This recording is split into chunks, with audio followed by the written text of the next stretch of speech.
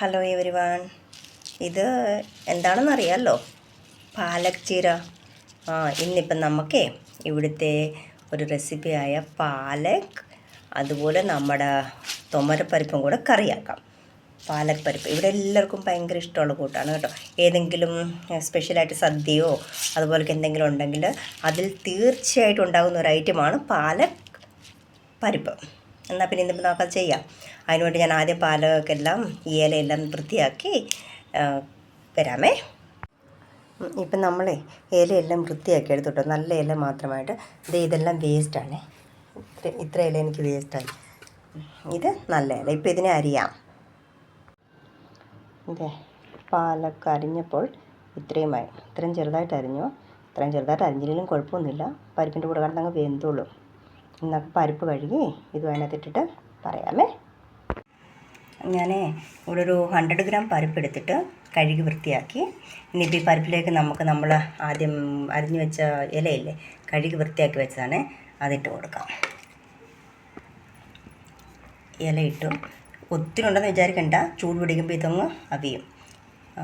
ഇനിയിപ്പം ഇച്ചിരി മഞ്ഞൾപ്പൊടി, പിന്നെ ഇച്ചിരി മുളക് പൊടിയല്ല, സാധാരണ ഇവിടെ എല്ലാവരും മുളകാണ് ചേർക്കുന്നത്. ഞാൻ എന്നാന്ന് വെച്ചാൽ എൻ്റെ മോൾക്ക് വേണ്ടിയിട്ട്, അത് വയ്യാത്ത കുഞ്ഞല്ലേ, അതിന് പിന്നെ ഈ മുളകും ഒക്കെ നമ്മൾ പച്ചമുളക് ഇടുവാണെങ്കിൽ അരി വെല്ലം വായിച്ച് നേരിച്ചാൽ പിന്നെ നമ്മൾക്ക് സഹിക്കില്ല. അത് കാരണം മുളക് പൊടി ചേർക്കുന്നത്. പിന്നെ ഇച്ചിരി പുളി, ഇത് ഒരു നെല്ലിക്ക വലുപ്പത്തിൽ പുളി ഞാൻ ഇച്ചിരി വെള്ളത്തിലിട്ട് കഴുകിയെടുത്തതാണ്. അത് അലർത്തി അതും കൂടെ ഇടാം. ഉപ്പ് ഇപ്പം ചേർത്താലും കുഴപ്പമില്ല, അല്ലെങ്കിൽ നമ്മൾ വെന്ത് കഴിഞ്ഞിട്ടാണെങ്കിലും ചേർക്കാം. വെന്ത് കഴിഞ്ഞിട്ടാണ് ഞാൻ ചേർക്കുന്നത്. പച്ചമുളക് ഇടുന്നതായിരിക്കും രുചി, കാരണം അന്നേരമേ അതിൻ്റെ ആ ടേസ്റ്റ് കിട്ടുകയുള്ളൂ. ഞാൻ എൻ്റെ മോൾക്ക് വേണ്ടിയിട്ടാണ് കേട്ടോ പച്ചമുളക് ഇടാത്തെ.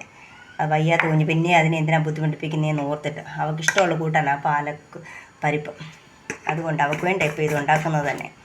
സോ ഞാൻ ഇതിടാറുണ്ട്. ഇപ്പം ഇതിന് വേണ്ടുന്ന ഇത്രയും വെള്ളം, അത് ഒരു 1/2 കപ്പ് വെള്ളം ഒഴിച്ചിട്ട്, ഇതങ്ങ് വെന്ത് ഇതും വെള്ളമാണല്ലോ, 1/2 കപ്പ് വെള്ളം ഒഴിച്ചിട്ട് നമുക്കൊരു 3 അല്ലെങ്കിൽ 4 വിസിൽ വരുന്നിടം വരെ വേവിച്ചെടുക്കാം.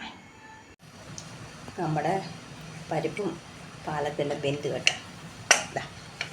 കണ്ടോ, ഇപ്പം നമുക്ക് ഇതിനെ ഒന്ന് ഉടച്ചെടുക്കാം. ഇത് പരിപ്പ് ഉടയ്ക്കാൻ ഉപയോഗിക്കുന്ന സാധനമാണ്, തടിയുടെ. അതായത് നമ്മുടെ സ്മാഷറില്ലേ മേടിക്കുന്ന അതുപോലൊക്കെ അങ്ങനെ. ഇത് പരിപ്പ് ഉടയ്ക്കാനും അങ്ങനത്തെ ഉടയ്ക്കാനുള്ളതാണ്. നന്നായിട്ട് ഇത് കൊണ്ടൊന്ന് ഉടച്ചെടുക്കാമേ.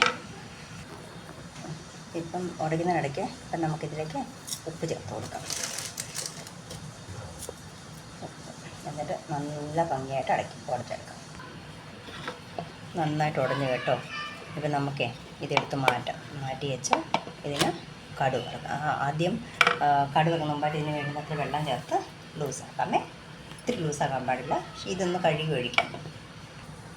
ഇപ്പോൾ കഴുകാനായിട്ട് ഞാനിപ്പോൾ എൻ്റെ ഇവിടെ ഒരു ചെറിയ പാത്രത്തിന് ഒരു പാത്രം, അരപ്പാത്രം വെള്ളം എടുത്തിട്ടുണ്ട്. ഞാൻ വെള്ളം ഒഴിച്ചു. ഇതെല്ലാം കൂടെ ഇളക്കിയിട്ട് ഉപ്പൊക്കെ നോക്കാം, അതിൽ കൊഴുപ്പ് മതിയോ എന്നുള്ളതും. ഇപ്പം തിളക്കുമ്പോൾ ഇച്ചിരി ഒന്ന് കുറുകും കേട്ടോ. ഇപ്പം ഉപ്പൊക്കെ പാകത്തിനുണ്ട്. ഇനിയിപ്പം നമുക്കിതൊന്ന് തിളപ്പിച്ചെടുത്തേച്ച് കടുക് വറക്കാമേ.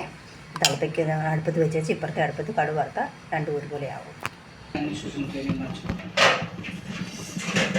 ഇപ്പം നമുക്ക് കടുക് വറക്കാനായിട്ടേ ഒരു പാത്രം വെച്ച് ചൂടായപ്പോൾ എണ്ണ ഒഴിച്ചു.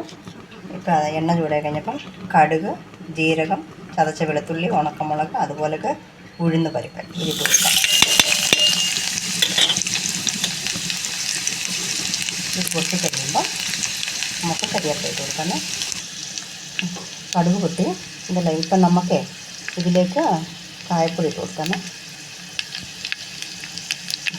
എന്നിട്ടിപ്പം ഇപ്പോഴാണ് നമ്മൾ തിളപ്പിച്ച് വെച്ച പരിപ്പ് കറി ഇതിലേക്ക് ഒഴിച്ച് കൊടുക്കാം. പരിപ്പുമായി കടുക് വറുത്തു എല്ലാം ഇതിനെല്ലാം കറക്റ്റാണ് കേട്ടോ. ഇതാ ഇപ്പം കാണിച്ചാലും ഇതിൻ്റെ കൊഴുപ്പ് ഇത്രയും കൊഴുപ്പിലാണ് ഞാൻ ആക്കിയത്. നമുക്ക് വേണമെങ്കിൽ കൊഴുപ്പ് ഇച്ചിരൂടെ കൊഴുപ്പിലാക്കാം, അല്ലെങ്കിൽ ഇച്ചിരൂടെ ലൂസാക്കാം. എൻ്റെ മോൾക്ക് വേണ്ടി ഇഷ്ടമുള്ള കറി ആയതുകൊണ്ട് എരിയൊന്നുമില്ലാതെ ആക്കിയെടുത്തു. ശരി എന്നാൽ ബൈ, അടുത്ത വീഡിയോയിൽ കാണാമേ.